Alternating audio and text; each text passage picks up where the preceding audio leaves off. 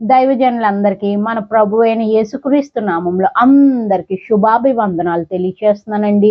So ఈ వీడియోలో నేను మీకు ఒక ఇంపార్టెంట్ విషయం చెప్పాలండి.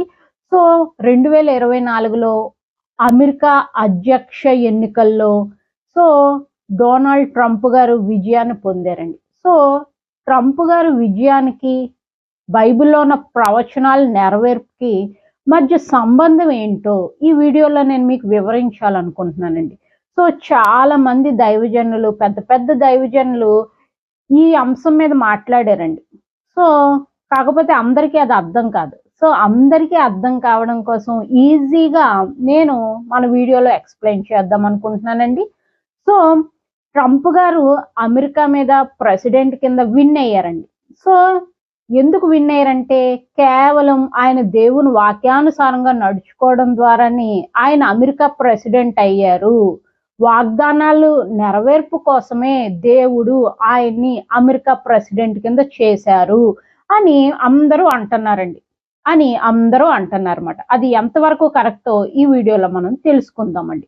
ఓకేనండి, మనం బైబిల్ ప్రకారమే మాట్లాడుకుందామండి. ఓకేనండి, సో ఈయన విజయానికి ఆ యొక్క యెరూషలేంలో మందిరం కట్టబడడానికి చాలా లింక్ ఉందండి. సో ప్రపంచం అనేది ఎప్పుడు ఎండ్ అయిపోతుందండి? సో ఎప్పుడైతే ఇశ్రాయేలీలు యెరూషలేంలో మూడోసారి మందిరం కడతారో, సో కట్టిన తర్వాత ఎప్పుడైతే క్రీస్తు విరోధ ఆ మందిరంలో తానే దేవుడని కూర్చుంటాడో అప్పుడు యేసే రెండో రాకల్లో వస్తారు. వచ్చిన తర్వాత సంఘం అనేది ఎత్తబడుతుంది. ఇప్పుడున్న భూమి ఆకాశం అన్నీ లయం అయిపోతాయి. సో ఆ వాగ్దానం నెరవేరాలి.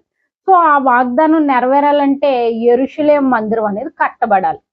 యెరూషలేం మందిరం అనేది కట్టబడాలండి. సో యెరూషలేం మందిరం కట్టబడడం కోసం ఈ యొక్క ట్రంప్ గారు ప్రెసిడెంట్ అయ్యారండి. సో దేవుడు యెరూషలేం మందిరాన్ని కట్టించడం కోసం ఈ యొక్క ప్రవచనం ట్రంప్ గారి ద్వారా నెరవేర్చడం కొరకు ట్రంప్ గారిని అమెరికా ప్రెసిడెంట్ చేశారండి. సో ఎందుకు అమెరికా ప్రెసిడెంట్ చేస్తే యెరూషలేం యొక్క మందిరం కట్టబడుతుందా? ఎందుకంటే అమెరికా మీకు తెలుసు కదండి, అగ్రరాజ్యం. సో అన్ని దేశాలు అమెరికా చెప్పినట్టు వినాల్సిందే. అన్ని దేశాలు అమెరికా చెప్పినట్టు వినాల్సిందే. అర్థమవుతుంది కదండి. 1948 మే 14న యెరూషలేంకి స్వతంత్రం వచ్చిందండి.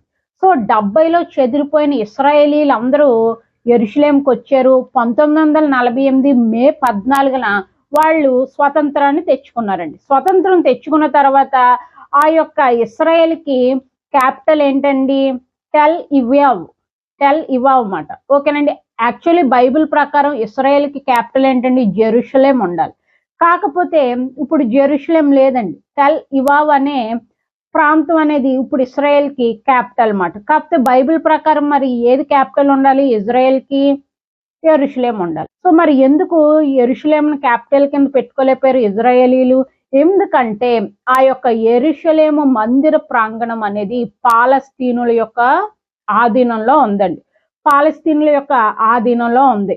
సో ఇజ్రాయేలీలు 1948లో ఆ యొక్క ఇజ్రాయెల్ కంట్రీని ఆక్రమించుకున్నారు, కానీ ఆ యొక్క యెరూషలేం మందిర ప్రాంగణాన్ని మాత్రం స్వాధీనం చేసుకోలేకపోయారండి. అది ఇప్పటికీ కూడా పాలస్తీనా వాళ్ళ చేతుల్లో ఉంది. అందుకనే వాళ్ళు ఆ యొక్క యెరూషలేంని క్యాపిటల్ కింద పెట్టుకోలేకపోయారండి ఇశ్రాయేలీలు. అర్థమవుతుందండి, ఇశ్రాయేలీలు అందువల్లనే యెరూషలేంని క్యాపిటల్ కింద పెట్టుకోలేకపోయారు. మరి ఎలాగండి? మరి పెట్టుకోలేకపోతే వాళ్ళు మూడోసారి మందిరాన్ని ఎలా కడతారు? సో కోరేషు రెండోసారి యెరూషలేం మందిరాన్ని కట్టుకోవడం కోసం ఇశ్రాయేలీలకు పర్మిషన్ ఇచ్చాడండి. సో వాళ్ళు కట్టుకున్నారు. ఆ తర్వాత అది మళ్ళీ కూలిపోవడం జరిగింది. ఇప్పుడు వాళ్ళు మూడోసారి ఆ యెరూషలేం మందిరాన్ని కట్టాలంటే ఈ యెరూషలేం మందిర ప్రాంగణం అంతా పాలస్తీనుల యొక్క స్వాధీనంలో ఉందండి. అందుకనే దాని క్యాపిటల్ కింద పెట్టుకోలేకపోతున్నారు. అక్కడ మందిరాన్ని కూడా కట్టలేకపోతున్నారండి. సో డొనాల్డ్ ట్రంప్ గారు ఇజ్రాయెల్కి క్యాపిటల్ కింద యెరూషలేముని డిక్లేర్ చేశారండి. అర్థమవుతుందండి. సో ఈ డొనాల్డ్ ట్రంప్ గారు ఏం చేశారండి? ఇశ్రాయెల్కి ఆ యొక్క యెరూషలేం అనేది క్యాపిటల్ కింద డిక్లేర్ చేశారు. చాలా డేరింగ్ అండ్ డాషింగ్ స్టెప్ అనేది డొనాల్డ్ ట్రంప్ గారు చేశారండి.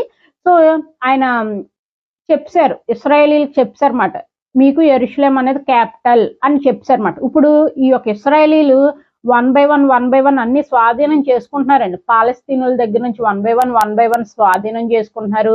ఒకానొక రోజు ఆ యొక్క యెరూషలేము మందిర ప్రాంగణాన్ని కూడా ఇశ్రాయేలీలు స్వాధీనపరుచుకుంటారు. ఆ తర్వాత ఆ యొక్క మందిరాన్ని కట్టేస్తారు. కట్టేసిన తర్వాత క్రీస్తు విరోధి తానే దేవుడని ఆ మందిరంలో కూర్చుంటాడు. యేసే రెండో రాకళ్ళు వస్తది. సంఘం అనేది ఎత్తబడతది. ఈ ప్రపంచం అంతా ఎండ్ అయిపోతదండి. అర్థమవుతుందండి. ఈ ప్రపంచం అనేది ఎండ్‌కి తీసుకురావడం కోసమే డొనాల్డ్ ట్రంప్ గారిని దేవుడు అమెరికా ప్రెసిడెంట్ కింద నియమించారండి. ఓకేనండి. డొనాల్డ్ ట్రంప్ గారు ఆయన దేవుని యందు భయభక్తులు కలిగిన వ్యక్తి అండి. సో ఇప్పుడు ఆయన అమెరికా అధ్యక్ష పదవిని స్వీకరించారు కదా! ఆయన ఎన్నో మార్పులు తీసుకొస్తున్నారండి అమెరికాలో. సో ప్రతి ఒక్కళ్ళు చర్చ్‌కి వెళ్ళాలి సండే అనే నినాదాన్ని తీసుకొచ్చారు. అంతేకాకుండా లింగ మార్పిడి ఆపరేషన్స్ ని నివారణ చేయాలి. అంటే ఏంటంటే గర్ల్స్ బాయ్స్ కింద, బాయ్స్ గర్ల్స్ కింద మారిపోతున్నారు కదండి. దాన్ని కూడా ప్రివెంట్ చేయాలని ఆయన ఒక దృఢ నిశ్చయం తీసుకున్నారు. సో లెసిబియన్ రిలేషన్ కూడా ఆయన ఖండించాలి అని ఒక దృఢ నిశ్చయం తీసుకున్నారండి. అర్థమవుతుంది కదండి. సో డొనాల్డ్ ట్రంప్ గారు ప్రవచనాల నెరవేర్పు కొరకే సో ఆయన అమెరికా ప్రెసిడెంట్ అయ్యారండి. సో దేవుడే ఆయన అమెరికా ప్రెసిడెంట్ కింద చేశారండి. 4 నెలల క్రితం మనం అందరం న్యూస్‌లో చూసాం. డొనాల్డ్ ట్రంప్ గారు ఎలక్షన్ క్యాంపెయిన్‌లో మాట్లాడుతున్నప్పుడు ఏమైందండి? సో ఆయనకు ఒక బుల్లెట్ అనేది చెవు దగ్గర తగిలిందండి. ఆయన ఇలా తల తిప్పుతున్నప్పుడు ఒక బుల్లెట్ అనేది చెవు దగ్గర తగిలిందన్నమాట. కాకపోతే ఆయన మరణించలేదు. అప్పుడు డొనాల్డ్ ట్రంప్ గారు ఒక దృఢ నిర్ణయం తీసుకున్నారండి. ఈ రోజు నేను జీవించానంటే దేవుడే నన్ను కాపాడాడు. ఈ రోజు నుంచి నేను దేవుని వాక్యానుసారంగా నడుచుకుంటాను అని ఒక దృఢ నిర్ణయం తీసుకున్నారండి. అంతేకాకుండా వాళ్ళ అమెరికన్ సిటిజన్స్ కి న్యాయం చేయాలి. ఆ యొక్క బెనిఫిట్స్ అన్ని అమెరికన్ సిటిజన్స్ కి రావాలి అని ఒక దృఢ నిర్ణయం కూడా తీసుకున్నారండి. చాలా ఆయన ఇప్పుడు వచ్చారు. ఆయన ఏ విధంగా పరిపాలిస్తారో మనం అందరం చూస్తామండి. సో మనం అందరం చూస్తాము. నెక్స్ట్ ఏంటంటే V1, V2 వీసాల మీద వెళ్ళిన వాళ్ళందరినీ మళ్ళీ తిరిగి వాళ్ళ కంట్రీస్‌కి పంపించేస్తున్నారండి. ఎందుకంటే అమెరికన్ సిటిజన్స్ కి ఆ యొక్క బెనిఫిట్స్ అనేవి అందట్లేదు. ఈ V1, V2 వీసాల మీద వెళ్ళిన వాళ్ళ వల్ల అని చాలా మందిని వెనక్కి పంపించేస్తున్నారండి. సో చాలా మందికి వెనక్కి పంపిస్తున్నారు.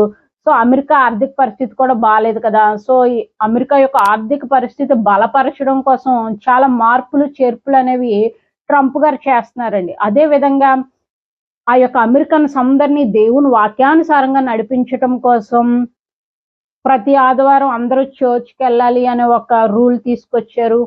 అదే విధంగా లింగ మార్పిడి ఆపరేషన్ రద్దు చేయాలి అని ఒక రూల్స్‌ని తీసుకొస్తారు. నెక్స్ట్ లెసిబియన్స్‌ని కూడా శిక్షించాలి అనే రూల్స్ అనేవి తీసుకొస్తారండి. సో మనము ఇవన్నీ చూస్తాము.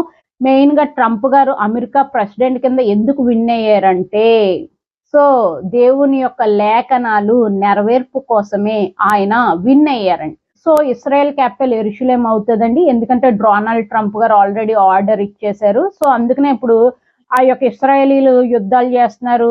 సో ఆ యొక్క యెరూషలేం మందిర ప్రాంగణాన్ని వాళ్ళు స్వాధీనపరుచుకుంటారండి. సో పరుచుకున్న తర్వాత అంచుక్రీస్తు ఆ యొక్క మందిరంలో కూర్చుంటాడు. నేనే దేవుణ్ణని తను హెచ్చించుకుంటాడు. యేసే రెండో రాకడ వస్తది. సో యుగ సమాప్తి అనేది అవుతదండి. సో దేవుడు ఈ ప్రపంచాన్ని ఎండకి తీసుకురావడం కోసం అనేక మందిని వాడుకున్నాడండి. అనేక మందిని వాడుకుంటున్నాడు కదా! ఇప్పుడు డొనాల్డ్ ట్రంప్ గారిని వాడుకొని ఈ ప్రపంచాన్ని ఎండకి తీసుకొస్తారండి మన దేవుడు. సో మనము ప్రపంచ దేశాల శాంతి సమాధానాల గురించి ప్రతిరోజు ప్రార్థన చేయాలండి. ఎందుకంటే యుద్ధాలు జరగడం వల్ల ఎంతో మంది చనిపోతున్నారండి. ఫ్యామిలీలు నాశనం అయిపోతున్నాయి. ఎంతో మంది అంగవైకల్యులు అయిపోతున్నారు, అనాథలు అయిపోతున్నారు.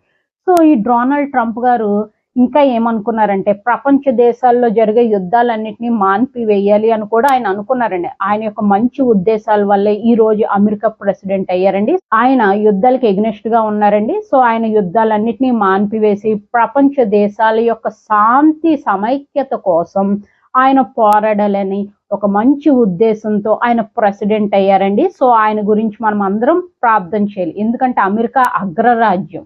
సో ఆయన ఏం చెప్తే అది ప్రతి దేశంలో ఉన్న ప్రైమ్ మినిస్టర్ వినాల్సిందేమాట. సో అందుకనే మనం ఆయన గురించి ప్రార్థన చేయాలి. ఆయన మనకి సపోర్ట్ ఉండాలని ప్రార్థన చేయాలి. అర్థమవుతుందండి. సో ప్రపంచ దేశ శాంతి సమైక్యాల కోసం మనం ఎప్పుడు ప్రార్థన చేస్తూనే ఉంటానండి.